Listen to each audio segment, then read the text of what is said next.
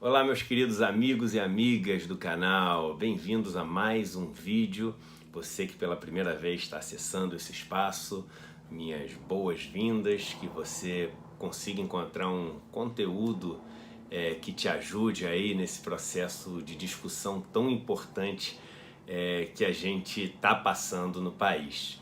E você que costuma frequentar o canal, nunca custa pedir um like aqui no vídeo, porque isso ajuda demais a gente a estar bem no ranking de vídeos recomendados aqui, outras pessoas assim como você possam assistir ao vídeo também.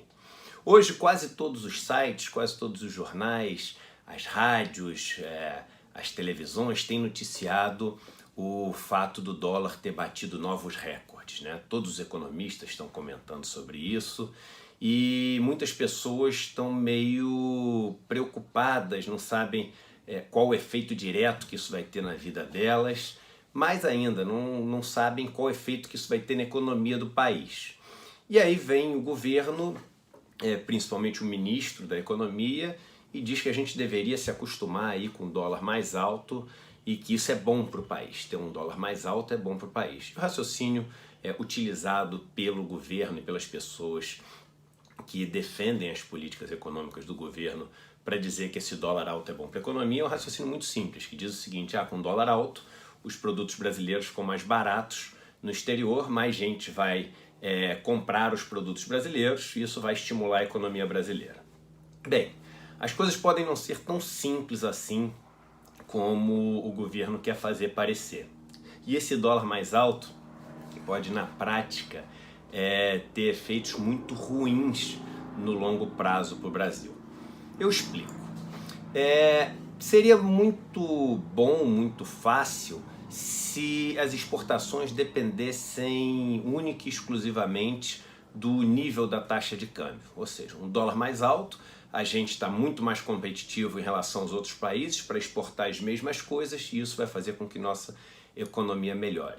Mas a verdade é que não é assim. Não é só o dólar, o nível do câmbio, que faz as nossas exportações ficarem competitivas ou não. Na verdade, o que faz diferença é saber o quanto a gente consegue produzir com uma mesma unidade monetária, aqui e lá fora. Em outras palavras, tem que entrar na conta a produtividade que você tem na sua indústria, no agronegócio, nos serviços que você presta, porque essa produtividade que é o que vai fazer a grande diferença. Como assim? Vamos imaginar que uma mesma pessoa, e aqui tem uma notícia que eu separei para mostrar para vocês que é interessante, olha isso aqui.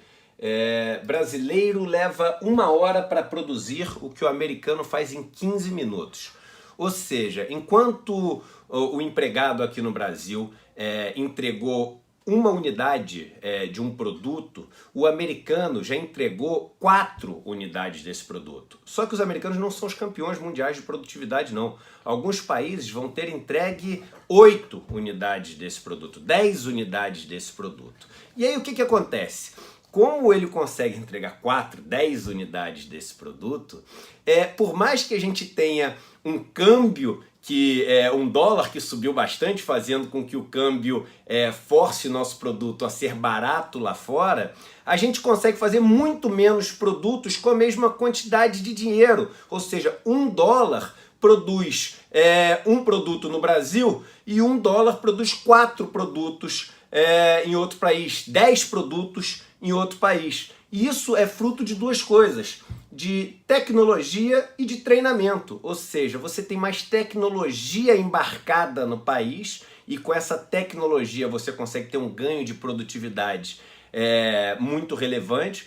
Máquinas, equipamentos, sistemas de computação, você tem algoritmos mais eficientes, você tem processos que são processos muito mais eficazes. Isso tudo faz com que você consiga produzir muito mais, ou seja, cada unidade fica com um preço muito mais barato.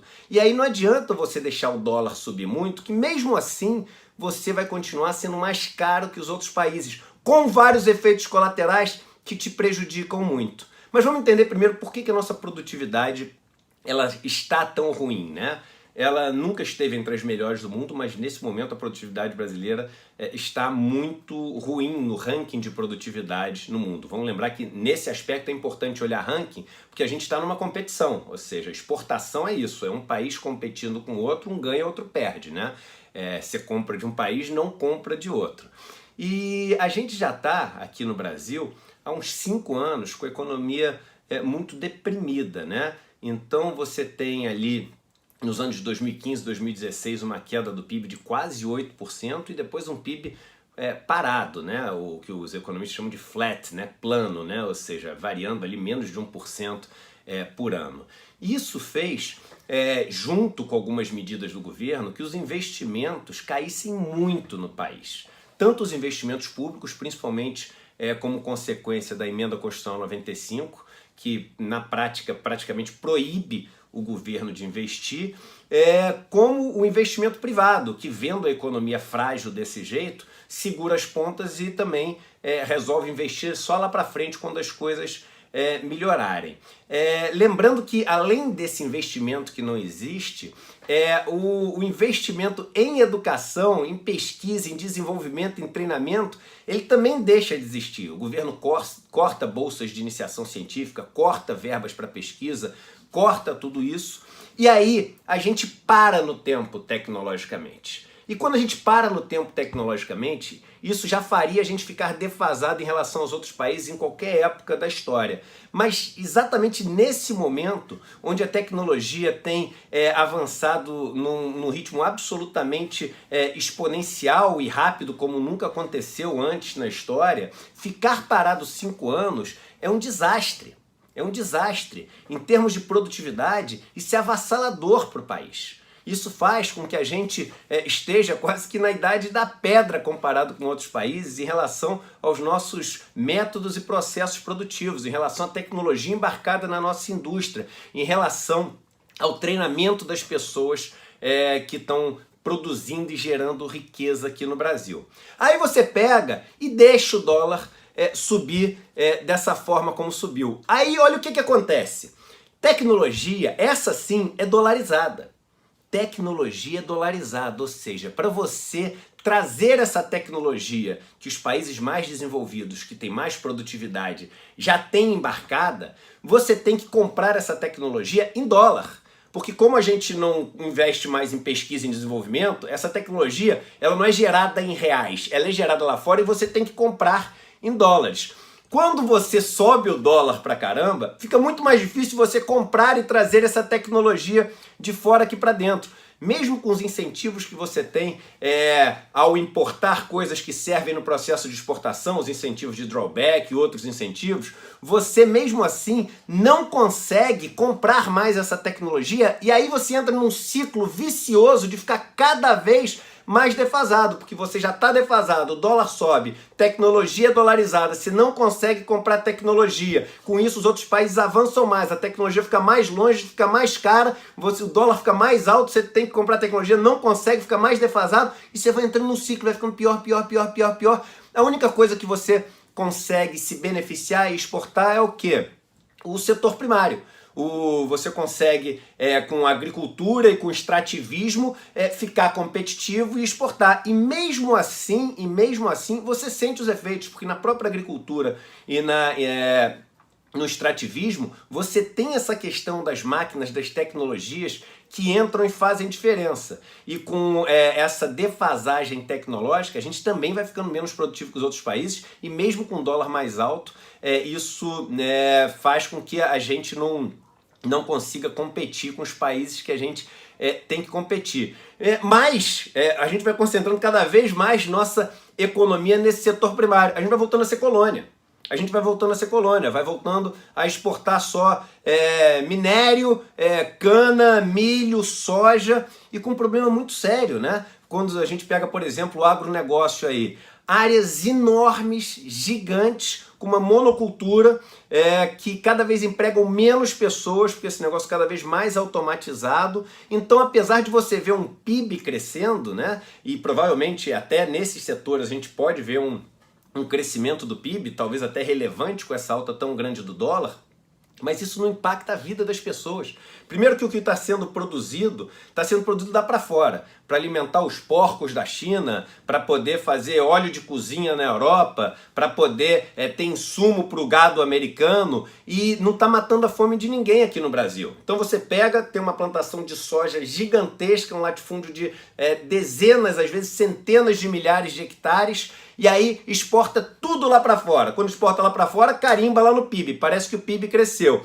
Os dólares todos entram aqui no Brasil, vão para a mão de uma família, essa família pega, aplica o dinheiro no banco, o banco compra os títulos públicos, a dívida brasileira é alimentada por esse processo cada vez mais, tem que pagar os juros cada vez maiores, esses juros vêm das pessoas mais pobres através dos impostos sobre consumo, que vão parar na mão do latifundiário, que compra mais terra, ou seja, na verdade você vai entrando em outro ciclo que vai fazendo nossa economia ficar cada vez mais concentrada em termos de riqueza, cada vez menos pessoas se beneficiando do crescimento e uma economia que estruturalmente vai chegando a um ponto que um dia acaba indo à ruína, né? Então a gente tem que tomar muito cuidado também, porque mesmo o pequeno crescimento do PIB que isso pode gerar, pode ser um crescimento do PIB que não é para todos e estruturalmente acaba sendo muito ruim para a nossa economia. Eu acabei de dar o exemplo do setor agrícola, né, da agricultura. Na agricultura você ainda tem meio que um Pareto, né, regra de Pareto, né? 20% das terras empregam 80% das pessoas. Não é exatamente 20, 80, mas é quase isso. Ou seja, os grandes latifúndios cada vez empregam menos pessoas. Então você vai estimulando os setores que estruturalmente não são setores que trazem a nossa economia toda junta, são setores que concentram cada vez mais renda, são setores que degradam o nosso ambiente, que o meio ambiente é o maior ativo que a gente tem no Brasil, e a indústria, que é a competitiva de valor agregado, que é a indústria que poderia elevar o país para um novo patamar, essa indústria vai ficando cada vez mais ainda sucateada, os empregos vão ficando cada vez empregos de pior qualidade. Cada vez mais você vai ver engenheiros, técnicos, médicos dirigindo um automóvel para um aplicativo, entregando uma pizza de moto, aí daqui a pouco esses aplicativos de automóveis vão ser com carros autônomos, aí eles vão ter que arranjar um emprego mais ainda para baixo, mais ainda para baixo, mais ainda para baixo.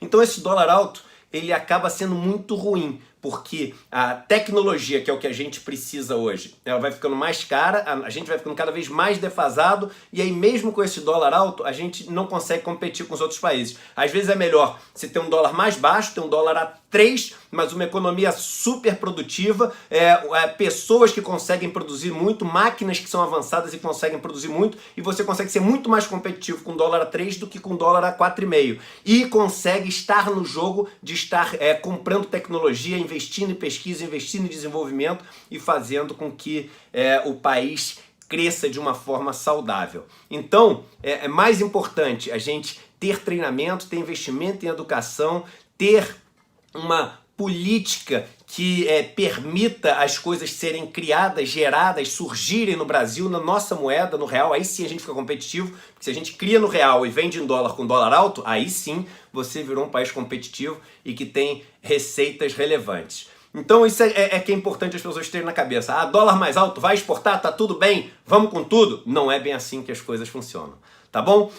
Aproveitando que a gente já está falando sobre variáveis econômicas, não poderia deixar de falar. Essa semana e na próxima está acontecendo aquele curso que eu criei ao longo do ano, a nossa super produção, né? A gente foi super ousado, fez uma produção nível Netflix aí, com 4 aulas de curso ensinando renda fixa, ações, fundos de investimento, tesouro direto, tudo para vocês e 100% gratuito. 4 aulas de meia hora cada uma e é o nosso presente aí para todos vocês que querem entender o básico do mercado financeiro, num altíssimo nível de qualidade de imagem, de infográficos, etc., num nível de simplicidade, facilidade para todo mundo poder entender e sem gastar nada. A primeira aula foi segunda-feira, ela ainda está no ar, eu vou botar o link para vocês poderem assistir a primeira aula aqui, vale a pena para vocês verem que eu não estou falando nenhum exagero, tá super legal mesmo, e as outras aulas acontecem essa quinta, na próxima segunda e na outra quinta. Se inscrevendo para fazer a primeira aula, você pode fazer tudo, é gratuito, eu acho que vocês vão gostar muito.